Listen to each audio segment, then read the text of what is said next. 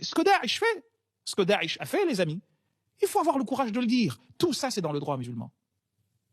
Et celui qui n'assume pas cela, pour moi, est malhonnête. Et il suffit de le regarder. Posez-moi toutes les questions que vous voulez sur ce que Daesh fait, je vous dirai dans quel chapitre c'est écrit.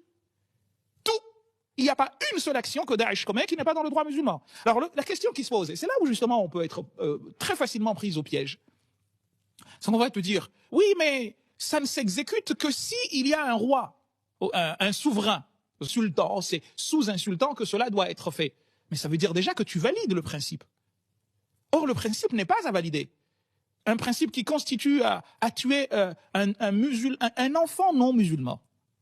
Imaginez-vous une seule seconde. Un enfant non musulman ou une femme non musulmane appartenant à une maison de guerre, comme ils le définissent eux.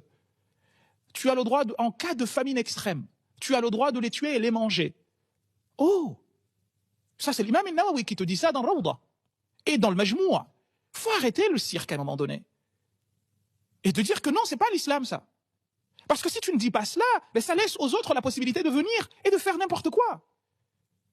L'assassinat de Samuel Paty, c'est vrai qu'il y a plusieurs raisons qui concourent à cela. Psychiatriques, certainement. Sociologiques, certainement. Éducatives, certainement. C'est des problèmes multifactoriels. Mais n'empêche que, si tu retournes dans le droit musulman, tu vas trouver qu'il y a quasi unanimité sur le fait que celui qui insulte le prophète doit être tué. Donc ne nous racontons pas de salade, en fait. C'est que tant que nous n'aurons pas décidé que ça, c'est un héritage dont on puisera ce qui cadrera avec nos réalités, et on laissera de côté ce qui ne cadre pas avec celle-ci, eh bien on continuera à avoir des actions pareilles. En fait, j'ai du mal à comprendre que nous ne comprenions pas. Moi, c'est ça ma question, en fait. C'est mon interrogation. Finalement.